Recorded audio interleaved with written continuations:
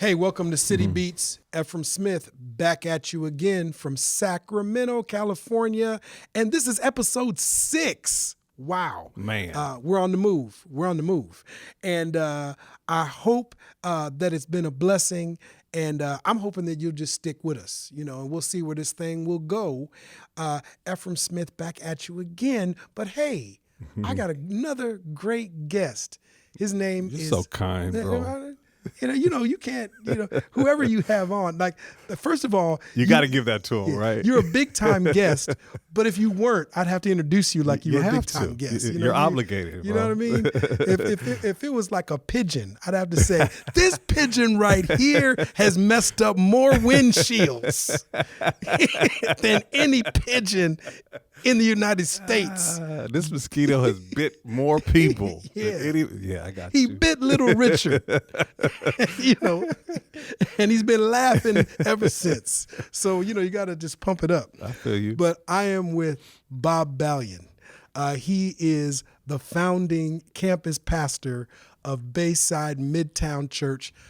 I get to co-pastor with this guy. So I get to co-pastor with this guy. This is the dude I get to tag team partner with.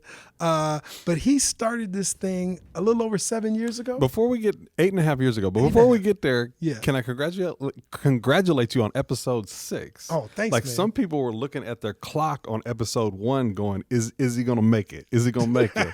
And you're rolling, man. You're rolling. Man. So far, so good. Awesome, man. I'm proud of you. Man, I appreciate you. So, born and raised in Sacramento, California, Kennedy High School. Kennedy High Cougars. Basketball player, baseball player. So what made you stay away from football? Hard physical contact. I'm too pretty to get in, like Muhammad Ali. You know what's funny? My senior year, football coach tried to get me, and the best player on my team was Ernest. I was the captain on my team, but the best player on my team was Ernest Lee. He's legendary in Sacramento, California. Football coach tried to get me, Ernest, and a few other basketball players to go out for the team. We went out 2 days.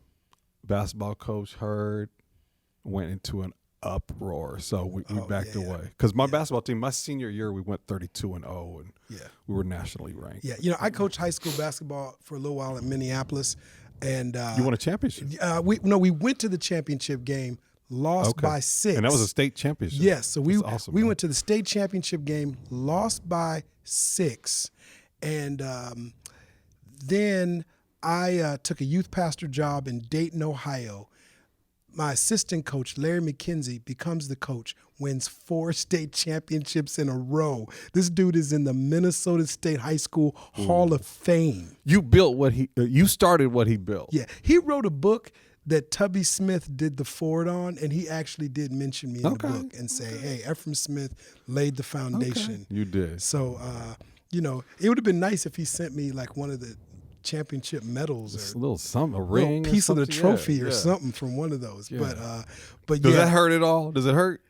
Sometimes I go, what if I would have stayed? Because, the funny thing is that youth pastor job didn't work out too well. And I ended up back in Minneapolis a year and a half later, and I became the girls' basketball coach at the same high school. Okay. Did you win a state championship with the girls? No. That team, we had a year where we were pretty good, but we actually had the 4-time girls' state championship team in our conference, and we could beat everybody in our conference, and we couldn't beat them. Minneapolis North, their coach Faith Patterson Johnson is also Minnesota State Hall of Fame. Everyone connected to Efrem is in the Minnesota State Hall of Fame. We got to get you in, bro.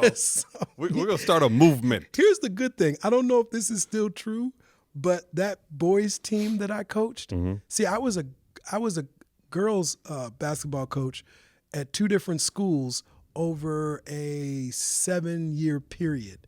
I only coached boys varsity as the head coach. I was an assistant, but I was only the head coach 1 year. It was the year we went to the state championship and lost.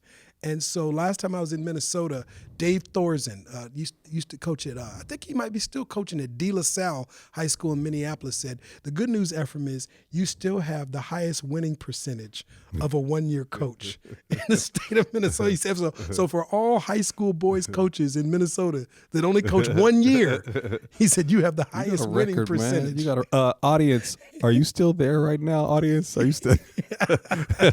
We're giving all our facts about high school. Right. Okay, so let's get back to Kennedy High School, UCLA.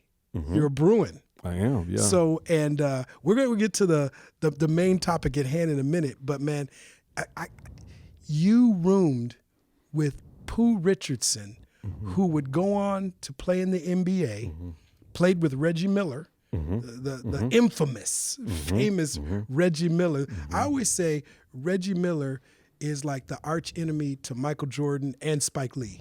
Yeah, kind of. You can get away with saying that. Yeah.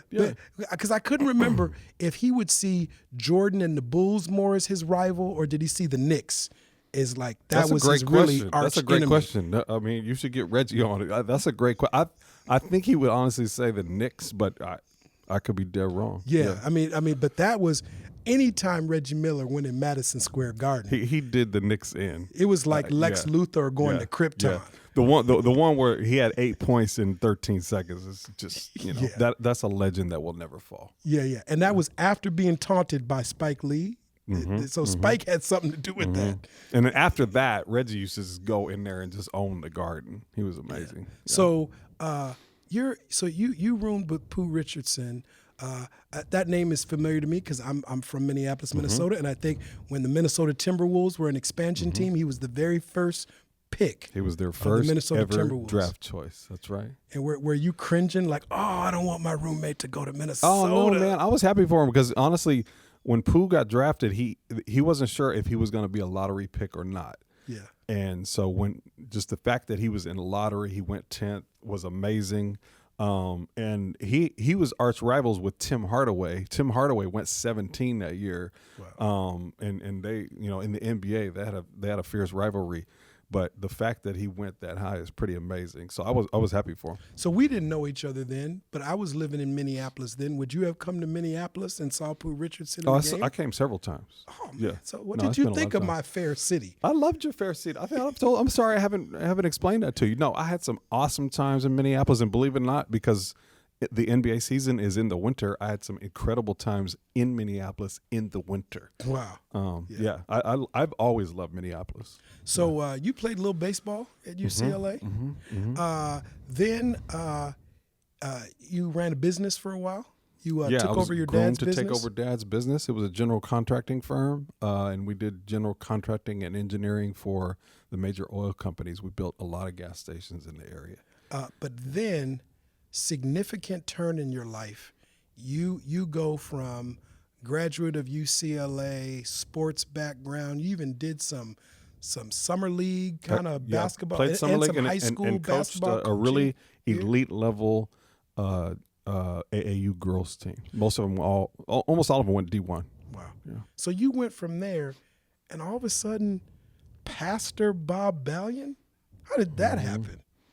Yeah, it's funny. Like when a lot of my friends from the past who haven't seen me in a while find out that I'm a pastor, or they heard, or they've seen me speaking or something, it's just like exactly what you said. How in the heck did that happen? I think a couple of life events that were huge for me. I got cancer when I was 25 years old, so it was a year after I graduated from UCLA. 24 years old. Went through a year of treatment, both chemotherapy and radiation, and that was kind of perspective changing because at first they thought that I had let the cancer go so far that I might not make it. So when you're faced with life and death, it kind of like makes you think about what life is all about, what's your purpose. So that kind of changed my perspective a little bit. That, yeah. Did you, as an athlete, as a guy that was like going to be heir to the throne of the empire business of his dad, did you kind of feel a little invincible? I mean, was that like difficult for you of thinking, man, I've kind of felt like I was the dominant alpha male up until that point. Absolutely. And I think just being 23, 24 years old, I think a lot of people feel that way anyway. You know what I mean? Yeah. Whether they're an athlete or not, it's just you feel like, oh, my whole life is ahead of me still. But when you add it on, pretty good athlete, played at a decent level, nothing compared to a professional athlete, but a pretty good athlete. And the fact that I, was in shape and worked hard for my company, I felt like I was invincible at some level. And then to find out they had the disease is enough to shake anybody for sure. But it was through that trial in your life that all of a sudden encounter with God that not only leads you into let me let you tell that didn't fully wrestle me into a surrender. But it definitely changed my perspective. And then about 5 years after that, it was really battling depression and anxiety, and sleeplessness, and just finally got to a point after several months of it where I just felt like I was going to die. And once I really felt like I was going to die, I felt like, what's next? Do I really feel like I'm connected to God in any meaningful way? Where am I going if I die? And from that night on, the next day I can remember calling several pastors that my family knew, a couple that my dad knew, a couple that were friends of mine, and I called a couple that were just in my area, and I really honestly surrendered that day. Wow. That was at 30 years old. Yeah. And soon after that, you felt a call to walk away from the business world and step into the youth pastor world. Yeah, I began as a bivocational youth pastor immediately. It wasn't 3 weeks after I landed on this small church in Fair Oaks, my wife and I.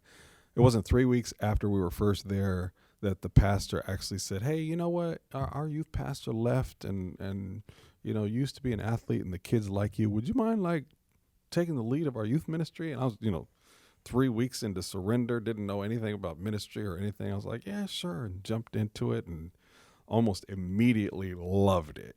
Wow. And so after a couple of years of that, just really wanted to build my life around that. So, man, you got a beautiful wife, Letty, beautiful daughter, Taylor. They are both business entrepreneurs in their own right. What did that do to your family? How did that impact your home? Yeah. I'm going to step into ministry. Yeah. And I want to preface, if you're a Christian and you're in the marketplace, you're a person of faith and you're in the medical field to educate, it's all ministry. So I want to clarify that, but there is something unique to saying, I'm going to work out ministry in the local church.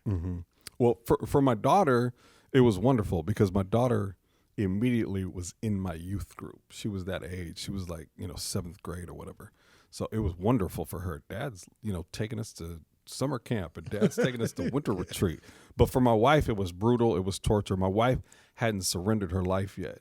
And so for my wife, it was, just who is this person?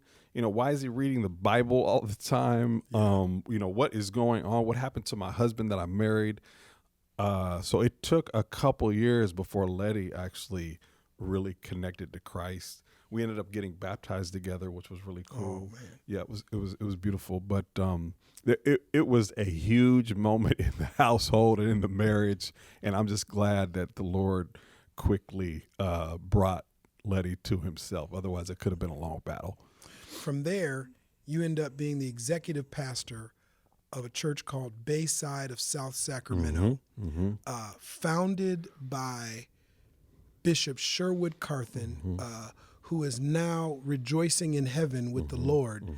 And it was a church plant that also was supported by, in partnership with Bayside Church, a church founded by Ray Johnston that recently in Outreach magazine was named like the fastest growing church in America, the 7th largest church in America. We'll get to that in a minute, but I mentioned that part because you were executive pastor at Bayside of South Sacramento, affectionately known as Boss. And I would say Sherwood Carthen was one of the most phenomenal powerhouse preachers I ever heard in my life. I mean, to me, if he would have been featured on TBN, the Word Network, if he would have been on nationally syndicated radio program, he would have had, to me, the same kind of notoriety and platform as a Tony Evans, a T.D. Jakes, a Fred. I mean, I thought he was that No question. kind of No preacher. question. When Sherwood was on, I've never heard anyone preach better than Sherwood. Sherwood was the best there ever was. And that's not to take anything away from anyone else. Oh, would you say, Sherwood would be the one who if you were on an island and you could only listen to one preacher the rest of your life, and you had 30 years to live, I don't know, I might even take you, because over a compilation of time, the cumulative effect, I might say Efrem Smith I'll take, but if you had to pick one for one Sunday, you're like, I need to hear somebody, I'd probably go Sherwood Carthen. Yeah, man. His preaching to me was like, do you remember this pitcher for the Houston Astros, J.R. Richards? Oh, absolutely. Oh, gas. my God. He was like J.R. Richards. He threw 100 miles an hour. Prime yeah, preaching. Absolutely. I could have said Nolan Ryan, but there was something about J.R. Richards. Yeah, for sure. It's too bad his career didn't extend out. I can't remember what the story was of like why he didn't. Well, he got into drugs, but he turned his life around. But I agree. Man, there was a season when nobody wanted to face no question. J.R. Richards. No question. And I was the kind of dude, if Sherwood's preaching, I don't want to do nothing. But listen, I had to preach at a men's retreat where he preached and I had to go. Oh man, you later that day. You didn't do what the bands do. Like no, I can't follow Charlie Wilson. That's what I should have did, man. So I can't follow Metallica. I'm going first. Right. You just but you then plant a church called The House. That became Bayside Midtown. Why is it like a non-negotiable that not only are you called to pastor, but it has to be a church in the heart of the city, and it has to be multi-ethnic, multiracial, no question. And it has to unleash compassion and justice. Yeah. Like, what? How did you know? How did you come to this place where those things became a non-negotiable for you? That, I don't know, you might have been fighting against being a senior pastor and really wanted no part of it. But then once you realized that's what you were called to do, to plant a church in the heart of one of the most multiracial, multicultural cities in America. Don't sleep on Sacramento. I know people think of New York and people think of LA and people think of Chicago, but it might not be the size, but 500,000 people about in the city of Sacramento, maybe 2 million people in the metropolitan area or region. But this is, it is in the top 5 annually most multicultural, multiracial cities in America. Yeah. So how did this become like, you knew it was a non-negotiable, if I'm a pastor, heart of the city, multi-ethnic, we got to do something about the social issues going on around us. I mean, I think the second or third thing, Efrem, is what you've already said. Like that's who Sacramento is. Sacramento was named a couple of times in Newsweek magazine the most diverse city in the nation, and as you said, it's always in the top 5 or top 10 in the country. But for me, that's who I have been my whole life. I grew up in an area of Sacramento where it was already racially diverse. It was way ahead of its time. I'm a product of the 70s. That's when I went to elementary school. My elementary school was diverse. My little league was diverse. My recreational teams, my friends were diverse. My neighborhood was diverse. So I feel like, and for some people, they may not call it this, but it was a huge blessing to me. That's who I've been. I mean, growing up, honestly, I had black girlfriends, Asian girlfriends, I had white girlfriends. My friends were all different colors and you weren't dating prejudice. I wasn't dating prejudice at all. That lowers the live pool of options, y'all. You need a wide live pool. You know what I mean? And so, even my family today, and my family well. Our families are our family. My wife is Latin American. She was born in Mexico. My daughter's Latin American and African American. So even just my family's diverse. It was non-negotiable, had to be a church that represented Sacramento, had to be a church that represented my life because I'm passionate about that. And we've been intentional about that ever since. Yeah. So I think I came on as a part-time teaching pastor in 2016. Church was already over 2,000. I came on full time 2 years ago. Praise God. I'm not saying this because numbers aren't everything. Numbers are something, but they aren't everything.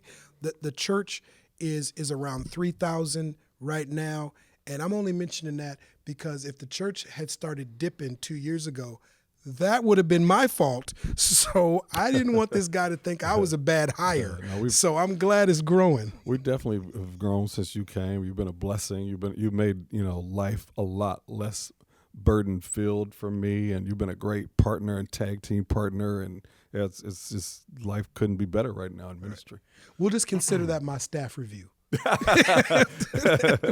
We'll just consider that my evaluation right there. Done. But so.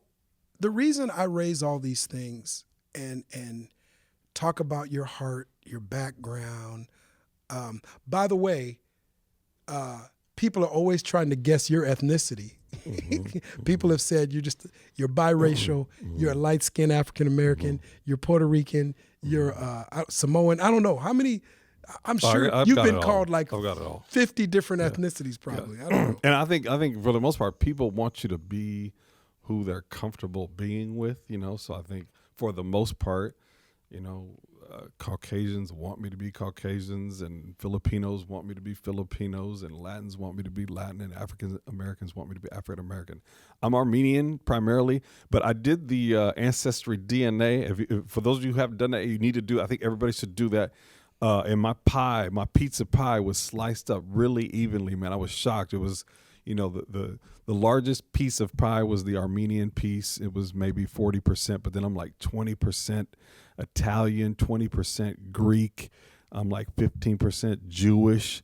And my mom is also one of the European countries, and so my pizza was really evenly divided, man. Okay, so I found out today you're Hebrew too. Yeah, that's right, man. That's right. I got some of the most oppressed blood in me. Armenians were severely oppressed, and so were the Jews. So I'm just, I'm rolling with that. So I'm glad you revealed it. I wasn't expecting you to do that because I was going to tell the people that just like a woman won't tell her age, you're not telling your ethnicity. But I can't use that joke now. That's hilarious. So I'll just file that joke away for somebody else that we can't tell their ethnicity. Oh, and I did have one little thin slice of pizza pie that was African. Oh, okay, then I'm still going with you, a brother. Then it must have been like one dude snuck into the family. Yeah. So when I decided, I was like, man, look, Bob's a brother because you said whoop-de-woo. When you said whoop-de-woo, you sold me. Ah, that's hilarious, man. That's hilarious. And that you and I both can rap all of Houdini's songs together. No question. Then I was like, oh man. Yeah. But really, man, and I say this sincerely, man, what I appreciate about you as a reconciling, multi-ethnic urban pastor is the way you make so many different people groups feel at home, feel welcomed, but especially the honor and regard that I've seen you give African American pastors. Thank you. I would say, not to disrespect others because they're doing the best they can in many cases, but I've never met someone who's not majority African American or Black in their ethnic cultural makeup, but yet give the kind of honor and deference to African American culture and African American people. I've seen you with African American pastors and the way that you lift them up and honor them and put yourself underneath them, whether that's spiritual patriarchs and icons in this city like Bishop Parnell Lovelace of Center of Praise or Pastor Efrem Williams of St. Paul Missionary Baptist Church. I'm not telling you something I heard. I've seen you. I've seen you in the room with civic leaders like Cassandra Jennings, who heads the Urban League here in this town. I've watched the way in which you have such high regard and respect. And it's not code switching. It's not cultural appropriation. It is a sincere, you just, there's an honor that you give to African American culture that as an African American, I'm like, thank you, man. Thank you. You're so kind. And I think, Efrem, largely it just comes from, relationship, and it comes from comfort. You know what I mean? So many of my friends growing up were African American, and I was a part of their families, and I, knew mom and dad, or just mom or just dad really well. And just, the more you know about people, more that you know about their struggles, the more you know about, everything they're going through, the more compassion you have for it, the more you want to help change it, the more you want to help, people get in a better place and plight in life. And again, I just go that's just from, comfort and relationship, I think. So a couple things I want to make sure I hit on, just because of the nature of this program. I mean, we talk about urban church and issues. We talk about faith in the urban context, but it's also important to me that we speak to things that the church must learn in order to engage urban culture, the heartbeat of the city, well.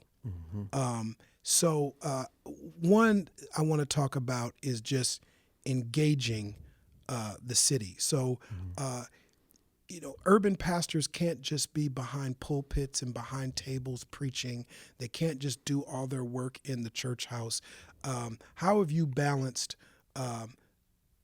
shepherding a congregation well, but also looking at the ways in which you need to get out in the community and engage the city you grew up in?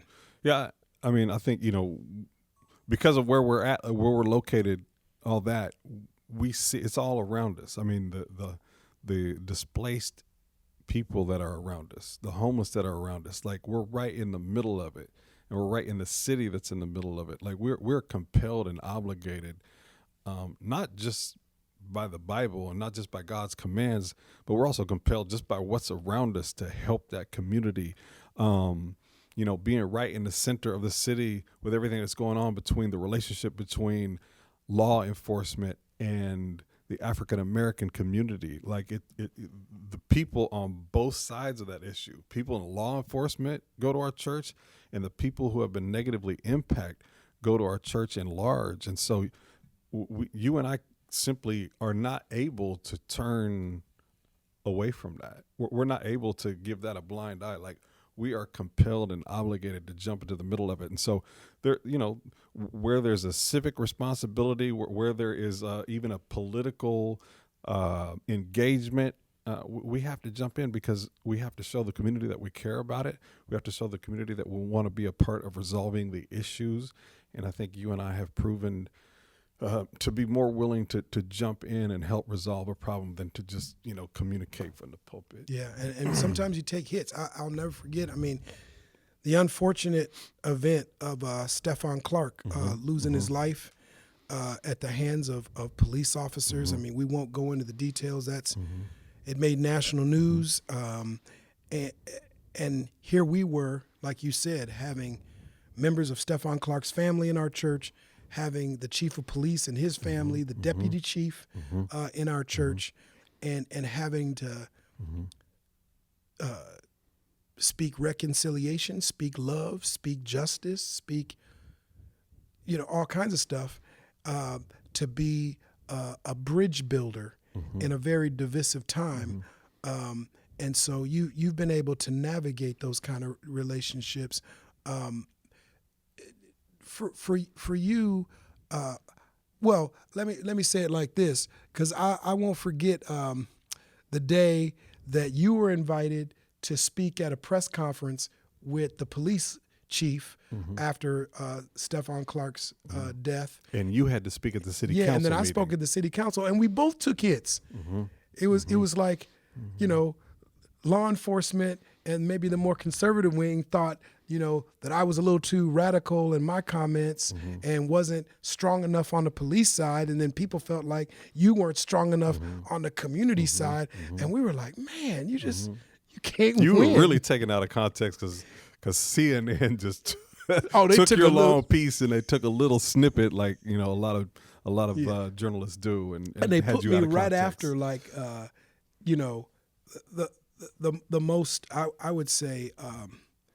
What was the right term? I mean, I would even say like beyond the progressive wing. Yeah, like yeah. if you would say this is the progressive left wing side, whatever is on the other side. Yeah, the left they put you side right of after left some progressive. extremist comments. And, Yeah. and people thought you were tied to them. Yeah, so but yet you still have to do the work. You got to do the work, man. So Otherwise, people don't trust you. yeah. So the last piece I want to talk to you about is, unfortunately, many urban churches are dying, and those that aren't dying and in decline, many of them are just trying to survive and remain stable. Unfortunately, the church that my wife Danisha grew up in North Minneapolis, Rising Star Missionary Baptist Church, no longer exists. The church that my mother and my grandmother helped to start, that I grew up in, and that my in-laws also were a part of, Redeemer Missionary Baptist Church, no longer exists. I mean, that was like, really painful for me to think back of, man, churches that had such an impact. The church where I became a Christian in the youth group is not half the size it was when I was in the youth group. Yet you and I are so fortunate to be a part of a thriving, flourishing church. If you were going to try to give a word of encouragement to new urban church planters, or even a word to urban pastors that are trying to stay above water and figure out how to revitalize where they are, because we really want to be a church that is not saying, oh, look at us over here. We want to be a church that's like, how can we help? How can we train? How can we equip? Man, if there's anything, if we can give something away, if you can come learn, if you can come build relationship and connection, man, come see us in Sacramento. We just want to love on you, treat you like a VIP, and give something away if we can to make better what's going on in your church. But what would you say is just some, hey, if you're planting a church in the inner city, you might want to think about this right here. If you're trying to revitalize and get new life in your current urban church, here are some essentials you got to think about. I mean, there's several things at play, right? Just first of all, the church in general is dying out. So that goes across socioeconomic lines, state lines, city lines, rural lines, and urban lines. But the primary reason the church is dying out is there's just no energy and life in the church. And so, that's something where, how can you communicate that to people? It's like there needs to just be some life and some energy coming from the top all the way down to the bottom, that people know that, when they come on Sunday, they come on Wednesday night, whatever it is, like they're going to be reinvigorated. They're going to be excited. They're going to be stimulated. So that's one thing. But the second thing I'd say is just what we're talking about earlier, man, building up trust in the community. You can't be in an urban center and then not be a part of resolving the issues of an urban center. You can't turn a blind eye to what's going on, because all your people in your congregation are coming from that. Their day is filled with the trauma and the drama of what is lacking and what is needed. And so, that we call it unleashing compassion at Bayside.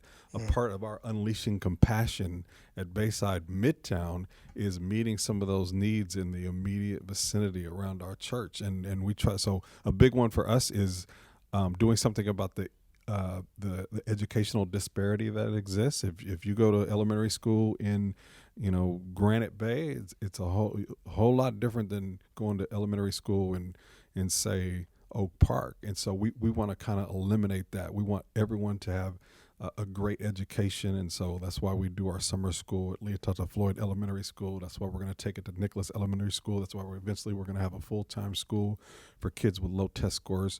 Again, the displaced community, we need to be a part of that. Helping communities heal from different relationships. We mentioned law enforcement. You have to dig in. You have to cut your congregants loose to help plug those holes. Otherwise, people don't trust you. The people think you're just there for your benefit, and you need to be there for the community's benefit. Man, that's good. Man, this has been great. I do have one last question before we close the show. It's pretty deep, man. It's a pretty deep question. What I'm gonna end with here is it's big. It's big. Do any of my beloved Minnesota sports teams have a chance to win a championship before Jesus returns? Any of them? Yeah, we didn't talk sports, Vikings, man. Timberwolves. Talk Kings. We'll do that. We'll come back again cool. because you are also the chaplain of the Sacramento Kings.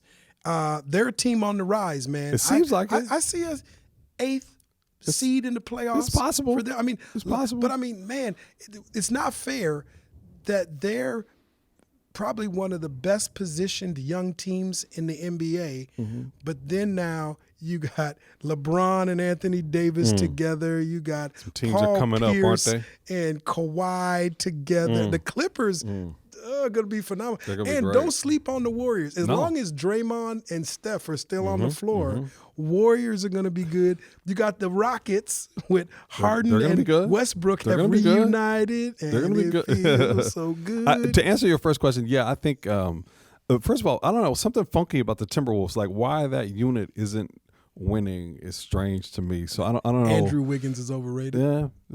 I still think they could win with him. I don't know. It's going to take, I don't know, some veteran to come in and be the glue maybe. But that's why I was thinking maybe they might get Chris Paul, but that never happened.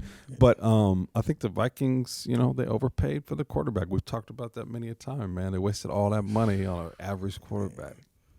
It's called thievery in the Bible. Yes, Kirk Cousins had a gun and a ski mask, and he said, "Stick them up." Guaranteed contract. Stick them up. So Minnesota Twins, the baseball team. We need some pitching still, but they're man, nice. The fact that they're over. They're nice. At the time of this episode, they had won 80 games. At the time that we taped this, that's where they were. But yeah, man, I had this wonderful season of my life between 87 and 91. The Twins won the World Series my junior year in high school, 87. Bert Blyleven, Jack Morris, Kirby Puckett, Kent Herbeck, Chuck Knobloch. Dan Gladden. Look at you, man. Look at you. So they won in 87, and then my junior year in you said college, Kent Herbeck, right? You did say that. Yeah, Kent Herbeck. Yep. Right. So, and I'm trying to remember which team, because one of those teams, Dusty Baker, was like a DH. Was that the 87? Like for who? For the Twins? For the Twins. Like we got him. We didn't get Dusty. Chili Davis. Chili Davis. Well, I'm going to put Dusty Baker. He can't fit Chili Davis's uniform. No. So Chili Davis. Chili. But we did, in one of those runs, didn't we get Dave Winfield? Came back home. I think so, too? Yeah. He went to Minnesota University. Yes. Yeah. So 87, we beat the St. Louis Cardinals. 91, we beat the Atlanta Braves. That was the surprise one because Atlanta was a powerhouse team. Going back to Dave Winfield, he was drafted in all 3 sports. That's right. Drafted football, basketball, and baseball. That's talented right. Dude, man. Yes, no doubt. So he messed around with Robin Givens' mom. That killed him. That's another episode too. But yeah, man. So I don't know. I'm a big Minnesota sports fan, but my NBA allegiance has moved to the Sacramento Kings. That's for real. You've come in and done some chapels for me, and we have a story behind that. Yeah, we got a story behind when my heart left from Minnesota Timberwolves to the Sacramento Kings. I'm sorry, Minnesota Timberwolves fans. I'm still a big-time Vikings fan. I'm still a big-time Minnesota Twins fan. That's intact, but my NBA heart has been stolen by the Sacramento Kings. Ever came to do chapel for me when the Timberwolves were in town, and no Timberwolves showed up for chapel, and Efrem was like, "I'm done." It was all Kings up in there. Yep. No love. That was it. So like Faith Evans says, you gets no love from me. Nice. Hey, City Beats. You got to mention some songs. Work in Faith. We got to mention some songs. Faith is always a good reference. All right, man. Thanks so much for being a part. This is not Little going to be the only time. Baby Chocolate Angel. I appreciate you. Light Skin Sensation. Armenian Stallion. So you will come back, right? Like anytime you ask, you will be a regular anytime from time to time here on this show. Bro. Okay, you heard it. He said it to y'all. So thank you once again for being a part of what I believe, as my grandmother would say, is just going to get gooder and gooder. City Beats. So thank you once again.